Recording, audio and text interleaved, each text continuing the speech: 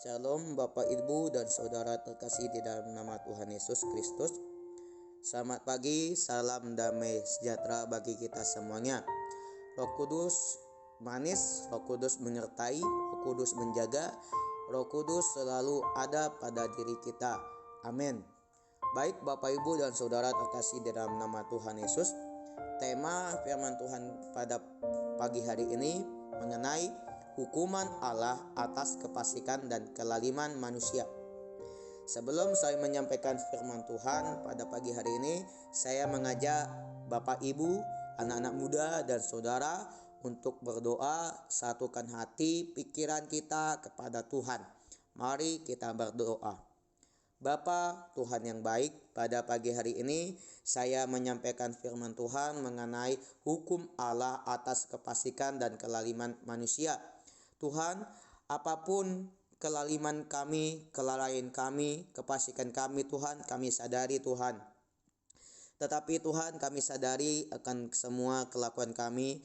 Tuhan, biarlah kami sadar akan kelakuan kami ini Tuhan, dan janganlah kami dimasukkan ke dalam kedosaan, ke api neraka Tuhan, tetapi Engkau bebaskan kami, Kau tolong kami, Kau menyelamatkan kami dalam dunia hal tipu-tipu ini Bapa.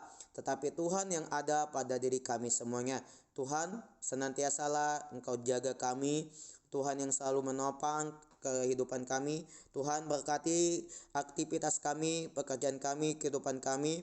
Dan jika kalau kami akan kelalaian kami dalam pekerjaan kami, lupa akan kehidupan kami, ingatkan kami, sadarkan kami untuk membaca Alkitab. Apapun itu, firman Tuhan juga berkata, hai manusia yang letih lesu, datanglah kepadaku, maka aku akan memberikan kelegaan, kekuatan, spirit yang baru.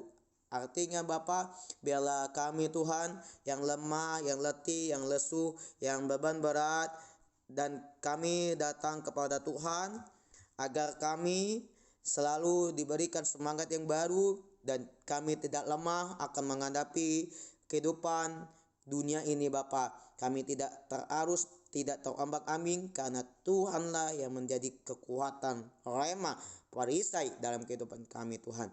Terima kasih Tuhan, di dalam nama Tuhan Yesus. Haleluya. Amin. Baik Bapak Ibu dan Saudara terkasih dalam nama Yesus Kristus, saya akan menjelaskan dalam kitab Roma pasal 1 ayat 18 sampai yang ke-32. Dalam perikop ini, Paulus mengatakan hukuman Allah atas dosa-dosa manusia, di mana sebelumnya pada ayat 16 sampai yang ke-17 di dalam kitab Roma, Paulus terlebih dahulu menggambarkan hubungan manusia dengan Allah yang diperoleh melalui iman dan penyerahan sepenuhnya. Di dalam menggambarkan dosa itu, ia atau Paulus memakai polemik yang lazim dipakai orang-orang bangsa Yahudi bila mana mereka mengecap kaum penyembah berhala, bangsa-bangsa kafir. Akan tetapi yang dipersalahkan di sini bukan hanya bangsa-bangsa kafir, tetapi di sini menggambarkan adalah keadaan-keadaan manusia yang ada di Indonesia maupun di bangsa itu di dalam kehidupan Paulus, karena keadaan manusia pada waktu itu sudah tidak baik, jatuh, banyak dosa yang mereka lakukan. Baik, saya akan menguraikan dan saya akan menjelaskan perikop dari firman Tuhan dalam kitab Roma pasal 1 ayat 18 yang begitu panjangnya. Saya akan terlebih dahulu menjabarkan satu persatu. Baik, ayat 18 sampai 23 di sini berisikan atau menceritakan tentang kemurkaan Allah atas kefasikan dan kelaliman manusia. Ayat 24 sampai yang ke-25 berisikan tentang orang-orang yang dibiarkan saja oleh Allah. Ayat 26 sampai 27 berisikan tentang hawa nafsu yang memalukan. Ayat 28 sampai 32 berisikan tentang kehidupan yang tidak memperdulikan Allah. Baik, poin-poin penting. Ayat 18 sampai 23 berisikan tentang murka Allah atas kefasikan dan kelaliman manusia. Baik, saya akan menjelaskan dari ayat 18 sampai 23 dalam kitab Roma yang mengatakan bahwa murka Allah dikatakan akan dialami orang-orang yang dengan sengaja tidak mau mengenal Allah dan memuja pemikirannya sendiri atau berhala-berhala dan bukannya Allah. Paulus menegaskan bahwa Allah dalam anugerahnya mengasihi semua orang tanpa kecuali, tetapi anugerah Allah tersebut hanya akan menjadi anugerah jika seorang itu menyambutnya dengan iman. Bagi mereka yang tidak mengakui dan mengimani walaupun sudah mengenal Tuhan, bagaimana Allah telah menyatakan dirinya melalui ciptaannya dalam bumi dan Yesus Kristus. Ini ada pada penyertaan umum dan penyertaan khusus seperti yang disaksikan Paulus. Maka anugerahnya menjadi murka Allah di dalam ayat 19 sampai yang ke-20. Itu berarti juga bahwa murka Allah tidak boleh hanya dipahami sebatas pemikiran dan hati, tetapi kita perlu rasakan kehadiran murka Allah pada zaman akhir ini, pada zaman kedatangan Tuhan yang kedua kalinya.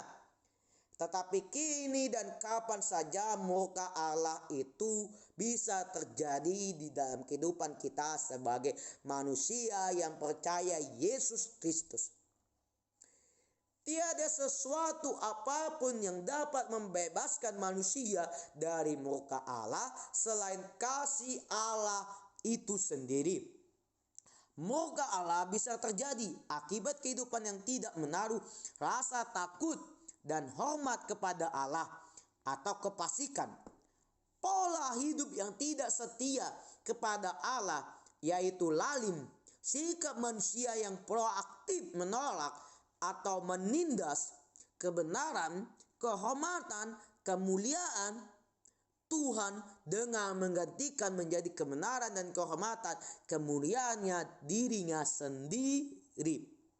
Di dalam bagian ini kita dihadapkan dengan kenyataan bahwa hakikat dosa yang menyebabkan murka Allah itu adalah menempatkan diri sendiri pada tempat Allah.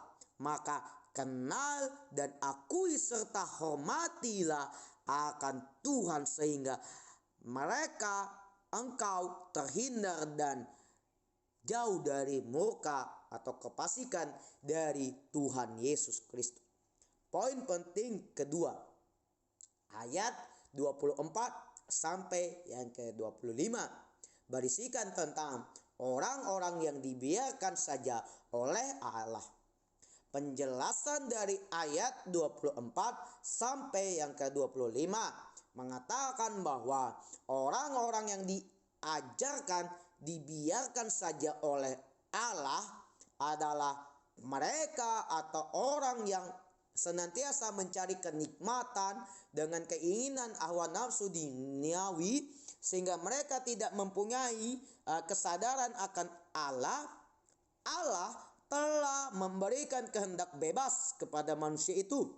Namun kehendak kebebasan itu manusia atau orang-orang sering memilih hamba hawa nafsu duniawi atau menjadi hamba dosa. Poin yang ketiga, ayat 26 sampai 27 berisikan tentang hawa nafsu yang memalukan. Penjelasan dari ayat 26 sampai yang ke-27 mengatakan bahwa nyata benar bahwa kekacauan dan bermacam-macam penyelewengan telah merajalela, termasuk homoseksual.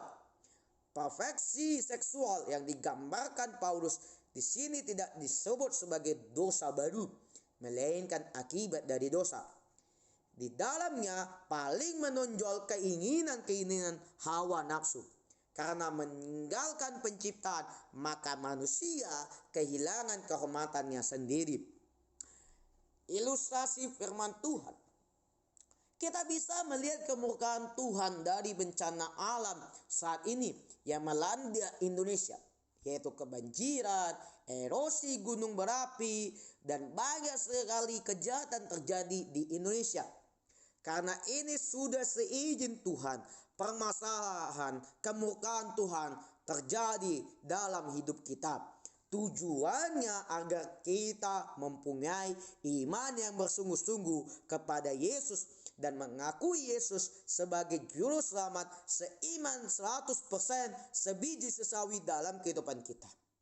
Agar kita mempunyai ketulusan yang kuat menghadapi semua permasalahan kehidupan kita ini.